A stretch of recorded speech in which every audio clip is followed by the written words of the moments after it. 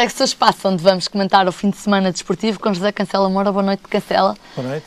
Este foi um fim de semana de ouro e histórico para o Futebol Clube do Porto. Sim, pelos resultados foi uma coincidência, porque no mesmo fim de semana sagraram-se campeões de 3 modalidades. Aliás, são as 2 únicas modalidades amadoras que o Futebol Clube do Porto compete. Para além do Campeonato Nacional ou da Liga Zona Sagres, que efetivamente pouco se esperaria que o Futebol Clube do Porto, com esta oportunidade, viesse a perder o jogo em Paços de Ferreira. Portanto, quanto ao handball, eu penso que é uma consolidação de toda a atividade da secção de handball do Futebol Clube do Porto. O treinador, o Rodovich, é um técnico que tem revelado trabalhar muito bem as equipas do Futebol Clube do Porto. Estamos a falar num pentacampeonato, o Futebol Clube do Porto é campeão há 5 anos. Julgo que, de certo modo, a própria modalidade, o handball ainda consegue fazer este pleno de ter os três clubes maiores em Portugal, o Porto, o Benfica e o Sporting, e isto dá à competição uma competitividade maior, traz mais gente aos pavilhões, e julgo que este resultado do Benfica até poderia ter sido outro. O Benfica começou muito bem. Chegou ao intervalo a vencer. Chegou ao intervalo a vencer por um gol, e eu penso que depois o que acabou por ser um bocadinho fatídico foi já na parte final, o falhanço de um livre de 7 metros por David Tavares, que efetivamente levou o Porto a ter uma vantagem de 4 golos, que foi 26-22, e portanto eu julgo que o Futebol Clube do Porto, no fundo, fez uma reta final do encontro muito melhor, falhou menos, e há aqui pelo menos 2 jogadores do Porto a realçar, que é o Wilson Davis e o Pedro Spínola, nesse período final, bem como o próprio Carlos Carneiro, que é sempre um jogador fundamental no Benfica, que efetivamente acho que o resultado é bastante equilibrado e que efetivamente reflete também a própria supremacia dos últimos anos do Futebol Clube do Porto. Portanto, relativamente ao handball, julgo que esta era a análise que nós poderíamos fazer. Relativamente ao hóquei, no fundo, depois de 10 anos da hegemonia do Futebol Clube do Porto, o Benfica venceu ano passado, intrometendo-se nesta hegemonia do Futebol Clube do Porto. O Futebol Clube do Porto tem jogadores que consolidaram uma equipa, que jogam entre si, que são a base da seleção.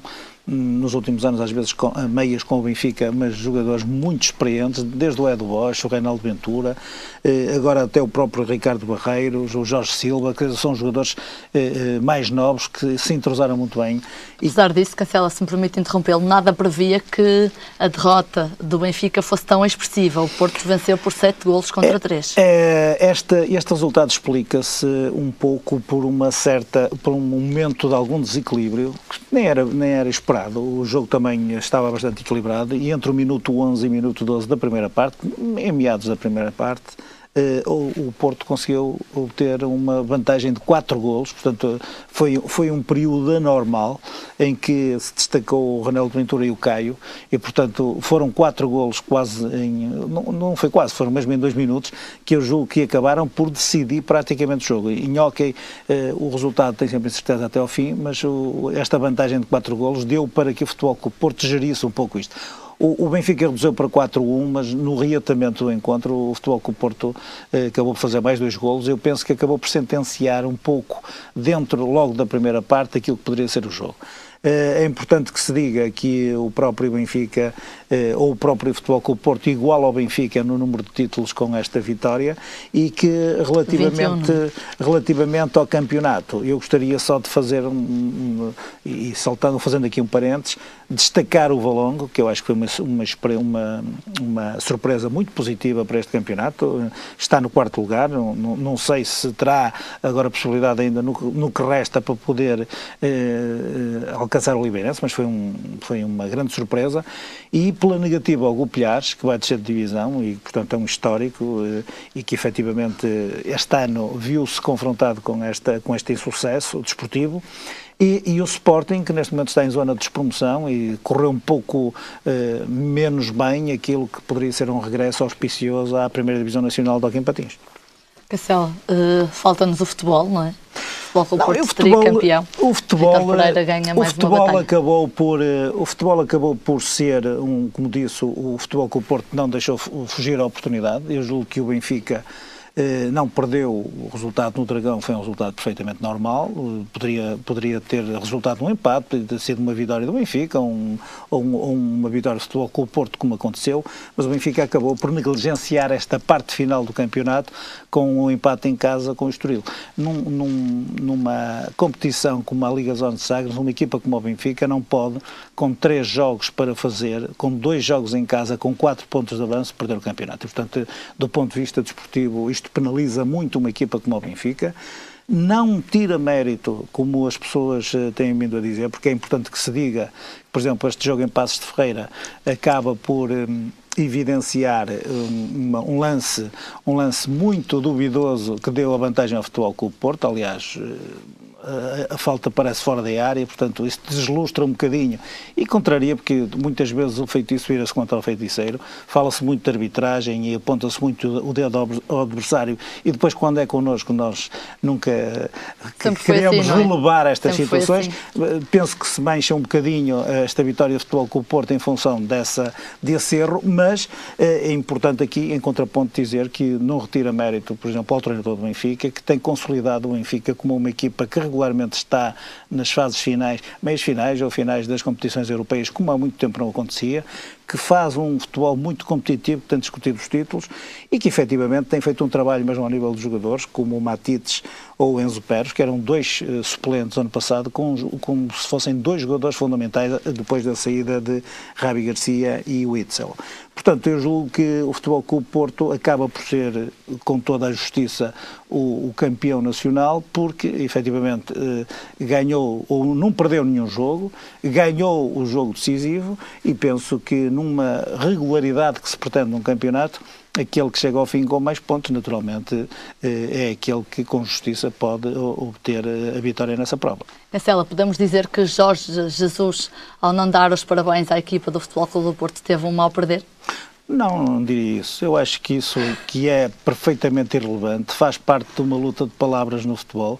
Aquilo que muitas vezes eu julgo e gosto de evidenciar é que as pessoas, nos momentos de euforia, deviam tentar perceber os momentos também de derrota, e que se permitisse, desse ponto de vista, terem um respeito mútuo relativamente àquilo que são os resultados esportivos. Passamos agora ao futebol feminino. Aliás, ontem, no estádio do Jamor, o Boa Vista venceu a Taça de Portugal frente ao Valadares. O futebol feminino, a modalidade não tem a projeção que julgo que se lhe poderia ser devida. A competitividade também falta um bocadinho. Ontem, para uma e para outra equipa, foi um jogo que teve e que vai ficar no historial das duas equipas. O Boa Vista é a 4ª vez em 10 edições que vai à final, é a primeira vez que ganha, portanto, a Taça de Portugal, e o Valadares, pela primeira vez, protagoniza... para já, o Valadares é a primeira vez que participa na competição e nas próprias competições de futebol feminino. É a primeira vez que uma equipa da 2ª Divisão, porque agora há 2 escalões no futebol feminino, está presente numa final da Taça de Portugal. E o mérito do Valadares ninguém o retira, bem como relativamente ao Boa Vista, porque eu acho que é inegável que o Boa Vista tem feito um trabalho de base muito interessante e de facto é um dos que tem resultados em termos de historial da modalidade em Portugal. Tem registros quase imbatíveis quando a modalidade começou, e julgo que é interessante perceber que conseguiram, pelo menos, ou vão recuperando essa posição, portanto, e este resultado parece-me um resultado natural em função daquilo que aconteceu em campo. Julgo que houve uma supremacia maior por parte do Boa Vista. O Valadares acabou por fazer um gol de honra, mas julgo que, de certo modo, acabou por reconhecer este maior poderio do Boa Vista neste jogo. Com certeza que, apesar da felicidade de estar numa final da Taça de Portugal, a equipa do Valadares, portanto, esta surpresa, não houve surpresa na vitória do Boa Vista, digamos. Não, era isso que eu estava a evidenciar. O Boa Vista, no fundo, acabou por como já era indicado como favorito, acabou por efetivamente confirmar esse favoritismo, fazendo um resultado perfeitamente natural. Aliás, a marcha de marcador é reveladora disso mesmo.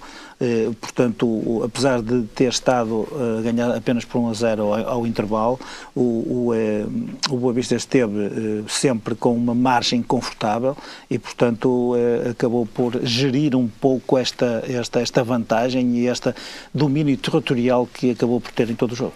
Apesar de não ter estado presente nesta final, a equipa do 1º de dezembro continua a ter a supremacia relativamente às conquistas da Taça de Portugal, com 7 troféus conquistados. É verdade, agora tem havido um bocadinho alguma evolução no futebol feminino, mas como repara, grande parte das vitórias têm andado sempre com uma supremacia de anos com algumas equipas. Primeiro foi com o Boa Vista, o 1º de dezembro nos últimos anos, e eu julgo que isso tem a ver um bocadinho com a falta de competitividade, que nós já falámos muitas vezes.